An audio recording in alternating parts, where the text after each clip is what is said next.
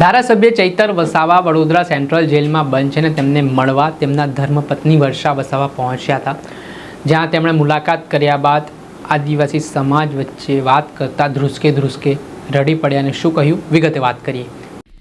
નમસ્કાર મિત્રો, હું લઈને આવી છું તમારા માટે એક એવી સુંદર તક જે તમારા ટેલેન્ટને નવી ઓળખ અને એક નવી દિશા આપી શકે છે.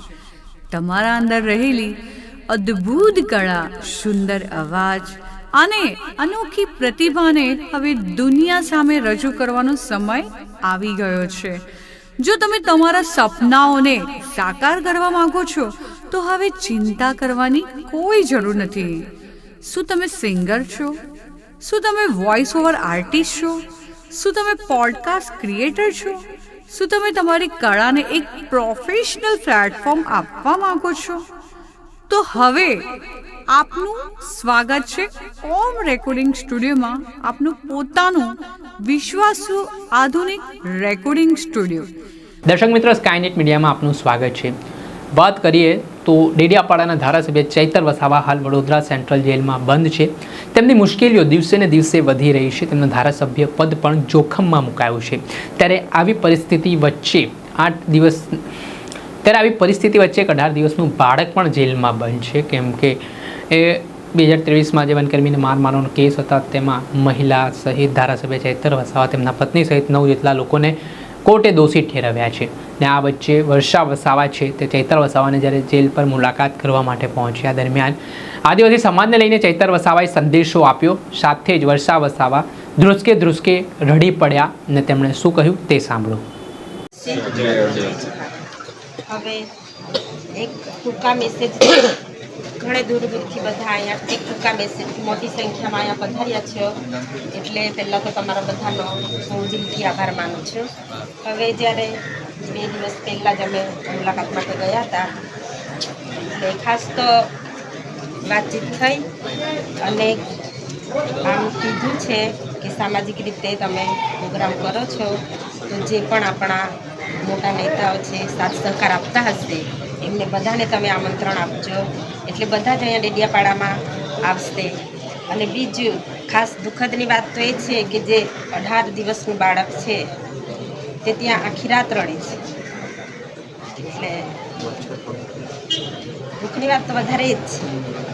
બાળક છે એટલે ખાસ તો બધા મોટી સંખ્યામાં આવશો એવી તો હું આશા રાખું છું, પણ વારે ઘડી આવું થાય છે.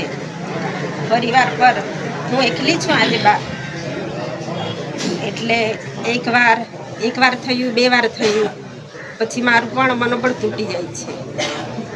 પણ આજે તમે બધા અમારી સાથે ઊભા છો અને એ જ રીતે તમે બધા પ્રોગ્રામ છે તે દિવસે મોટી સંખ્યામાં લોકોને લઈને આવશો એવી હું આશા રાખું છું.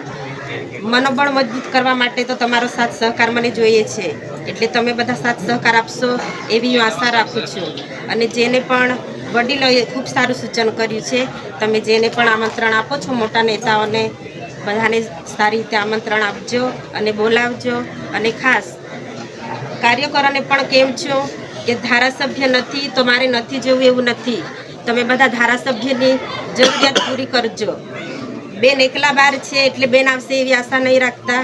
બેનને બાળકો છે, હોસ્ટેલમાં બાળકો ભણે છે, ત્યાં મારે જવાનું થાય છે, જેલ મુલાકાતે જવાનું થશે, મારી દોડધામ વધી છે. એટલે કાર્યકરોને પણ એક વિનંતી છે કે તમે બધા લોકોને જ્યાં જરૂરિયાત પડે છે ત્યાં જજો. ધારાસભ્યની જરૂરિયાત તમે પૂરી કરશો એવી હું આશા રાખું છું.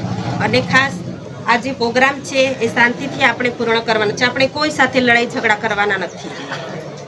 આપણે શાંતિપૂર્ણક એમને ન્યાય મળે અને જે નાનું બાળક છે તેને પણ આપણે બહાર લાવવાનું છે. તે બાળક તો નિર્દોષ છે, બાળકની કંઈ ભૂલ નથી, છતાં પણ આ ખોટી રીતે કેસ કરીને જે અંદર મોકલ્યા છે, એટલે આપણે બધા એનો જવાબ, જડબાતોડ જવાબ તો આપણે આપવાનો જ છે. એટલે તમે બધા સાથ સહકાર આપશો, મારા પરિવાર સાથે ઊભા રહેશો એવી હું આશા રાખું છું. અને તમે બધા અહીંયા મોટી સંખ્યામાં પધાર્યા છો એટલે તમારો બધાનો હું ખૂબ ખૂબ આભાર માનું છું. જે આપણે સાંભળ્યા હતા ધારાસભ્ય ચૈતર વસાવાના ધર્મપત્ની વર્ષા વસાવા. તેઓ કહી રહ્યા છે કે 18 દિવસનું જે બાળક છે તે ખૂબ હેરાન કરે છે, રડે છે, ને ધારાસભ્યએ કહ્યું કે તેઓ માટે સભા કરે, સંમેલન બોલાવે, આદિવાસી સમાજના લોકોને આ બાબતની જાણકારી આપવામાં આવે ને આના સંદર્ભમાં વર્ષા વસાવાએ જાહેર સભામાં એ વાતનો મુદ્દો મૂક્યો. દર્શક મિત્રો, આવા જ અવનવા વિડીયો સાથે આપને માહિતગાર કરતા રહીશું, એટલે સ્કાયનેટ મીડિયા જોતા રહો, લાઇક કરો.